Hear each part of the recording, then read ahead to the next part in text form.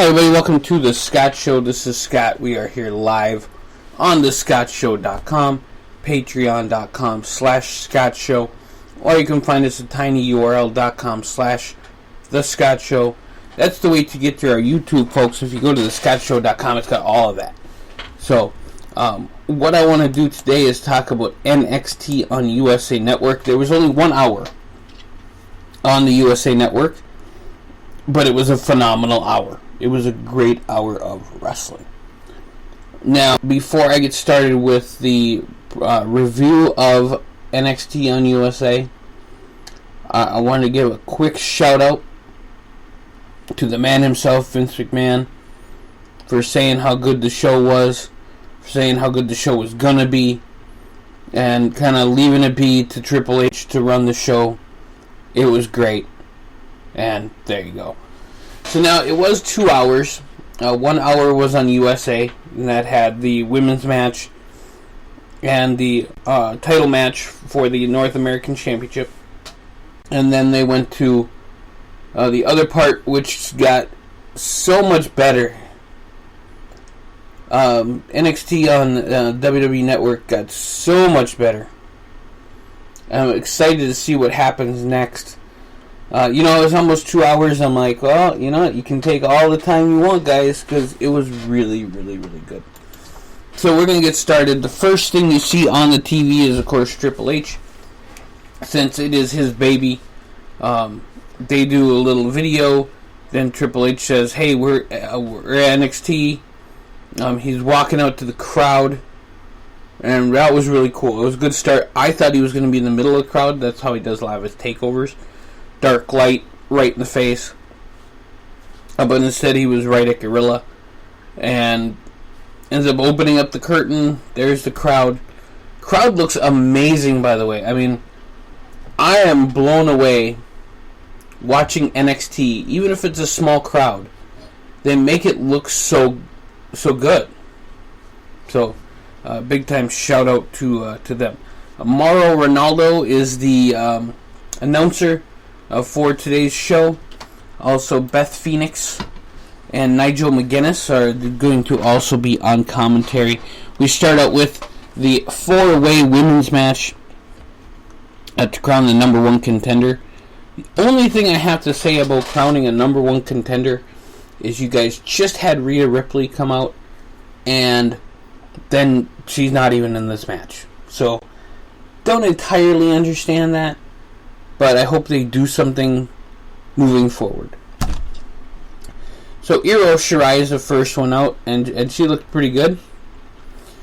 Bianca Belair came out, and immediately people were looking at the hair and wondering what's up with that.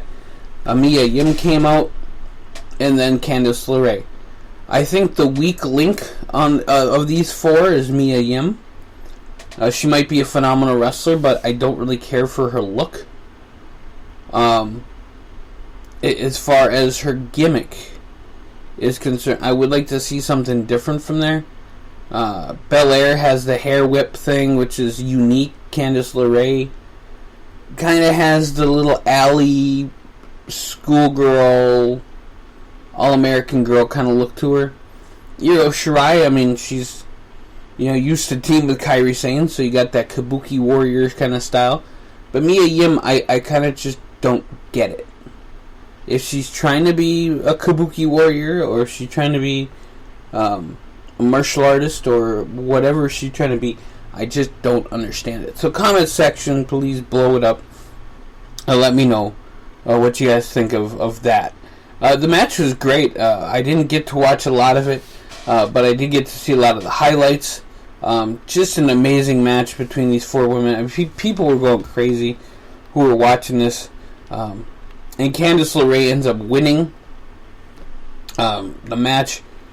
She hit a really, really nice moonsault off the second rope, which I saw and was very impressed with.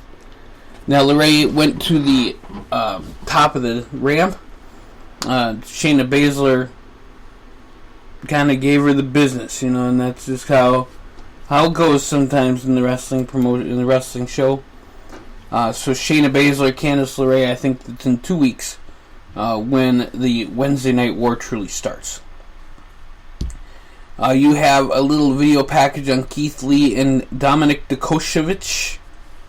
And I probably just slaughtered that name. But we'll get a better idea next week when they fight. So Keith Lee and Dominik are going to fight next week on NXT. I look forward to that because I like Keith Lee. I think that he has a lot going for him. I hope he wins the match. The guy just has a lot of charisma. So I'm excited to see him. The street fight will headline the second hour. Marlo Ronaldo says that. There you go. Alright, so you had a match between Cameron Grimes and Sean Muda. And Cameron Grimes wins the match in like a second. I kind of missed this, folks, and I was working. But I missed it, and apparently they're trying to push the guy. They're also trying to push Damian Priest, who had a vignette. I saw that and it looked good.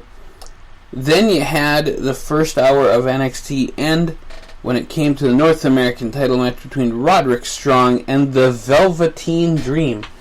Now, Velveteen Dream has a very interesting gimmick and look to him. I'm always interested to see what he's going to come out with and what he's going to do. However, I did not have good feelings about the Velveteen Dream in this match, only because he was going against Roderick Strong and the entire Undisputed Era. Undisputed Era is over. They are a great team. They might have a feud coming up here, and we'll talk about that getting into the second hour. But I like the Undisputed Era. I like Velveteen Dream. So kind of torn on who I was cheering for in this match. It ends up where... And the moves were just great. These guys are just awesome to watch. But Strong does hit the end of Heartache on the Velveteen Dream to win. After there was a lot of screwy finishes. So again, we'll probably see a really good match. Maybe we'll see it in a cage. Who knows when we'll see again. But I look forward to seeing Roderick Strong and the Velveteen Dream have a little bit of a fight. So the second hour starts out on WWE Network. And I must admit, folks, I was really excited. As it will be next weekend. I'm going to do the same thing I did this weekend, next weekend. And I'm going to run home after I'm done working and turn on the second hour of this show. The first thing you got to see is the Bruiserweight Pete Dunne against Arthur Ruas. Interesting gimmick for Arthur. I've never seen the guy before, so it was kind of cool to see a Brazilian Jiu-Jitsu kind of guy. So I thought it was interesting, and I look forward to seeing what he can bring to the table here soon. But folks, he was going against the Bruiserweight Pete Dunne. I mean, Pete Dunne is a maniac. Dunne wins with the submission by going for the fingers. I mean, it's gonna hurt, and I wish people would use that or even think about that more. Then you had a match between Alexa Lee and Aaliyah. If you guys have seen the breaking in or whatever they called that NXT kind of early show that they did about NXT showing wrestlers come in, you did see Aaliyah.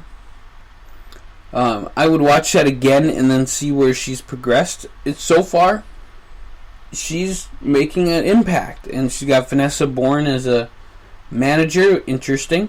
Alexa Lee, I mean, I don't know where she fits in the overall scheme of things, but character looked good.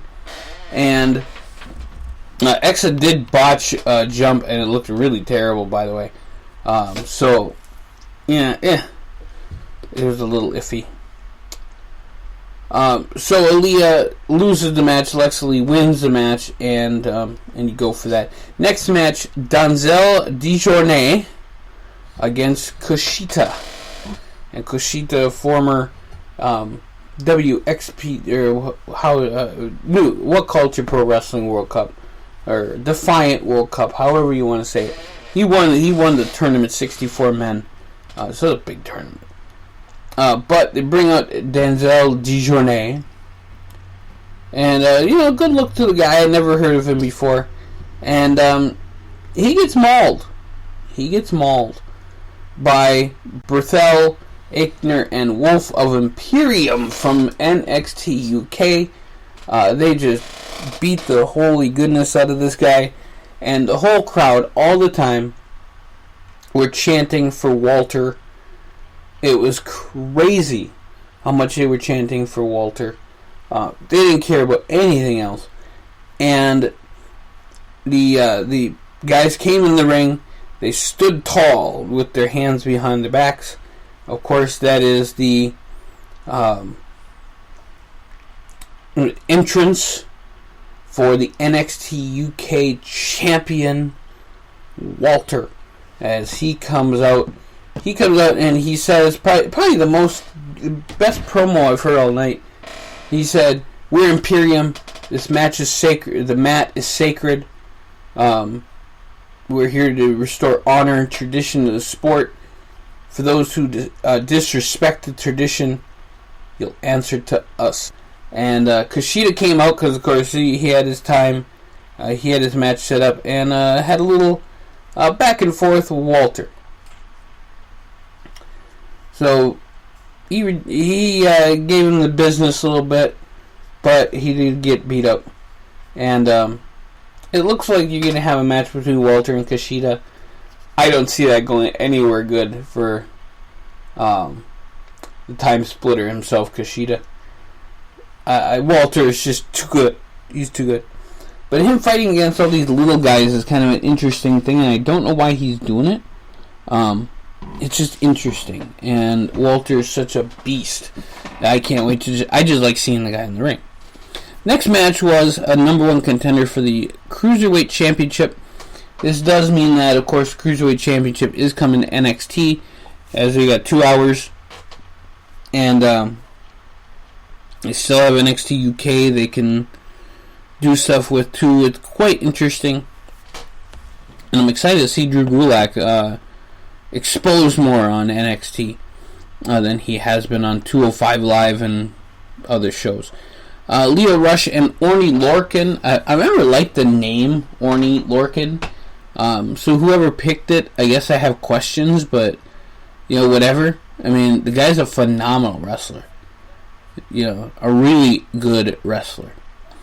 So the match was great. Leo Rush kind of flew all over the place and showed how good of a wrestler he was. He ended up winning the match. And it was a great... I mean, the Frog Splash was just money all day long. The next match and the main event of the evening, Matt Riddle versus Killian Dane, the Bruiser of Belfast. And what a match that was. Matt Riddle both of them were getting beat up like crazy. They go to the back. Imperium was sitting there watching the fight, and then all of a sudden Walter just gets up and just takes it to Matt Riddle. The whole group, I mean, the Street Profits came out, the Forgotten Sons, a whole bunch of other people came out for this Pier 6 brawl. I mean, they were just going at it, and the whole thing, I mean, they were just fight. Huge brawl. I mean, there was no finish to this match. Regal did come out after and say that the match was going to happen again next week, Street Fight. And the winner of that match will get an NXT shot at Adam Cole. I think that's a great way to set up a new program. I think Riddle's going to win that one just because he's the guy to push at this point. But man, Killian Dane, jeez, big Damo from WCPW, man, he's just phenomenal. You watch him and he's an amazing dude. I do have to say, Killian Dane also married to Nikki Cross right now, WWE Women's Tag Team Champion. So that was my review of NXT on USA and WWE Network. They do go 2 hours live not next week, but the week after, which will be the 2nd of October, also the same night as AEW on TNT. I will have recaps for both shows. I'm not going to watch them both back and forth. I'll get the highlights and whatever. I probably won't watch a lot of the AEW show just because it's iffy to me, but we'll see what happens. They got to come out strong. They got this women's match. They got a 6-man with the Bucks and Omega against Jericho and whoever. It's interesting, but we'll see what happens. I'm more looking forward to NXT in the next few weeks because they're just going to turn it up to 11 and they're going to have a great show. So, check out all of our cool podcasts. We got Scott Show Foodie, which we had the Coffee Talk yesterday, which was a really good show. Check out all of the cool stuff that we do here on the Scott Show. We'll be updating and doing a lot of great things. More updates to come, more announcements to come for new shows. And we will have our schedule out soon of shows, including a lot of our newer stuff, our Scriptures of Scott Show, Scott Show Foodie, and the Gaming Channel. So check us out on thescottshow.com. Thank you guys so very much, and we'll catch you here real soon. And we're going to leave with some tunes. But check out NXT on USA. It was totally worth it. A+ effort. And they'll do it again next week, live on the USA Network, 7 o'clock.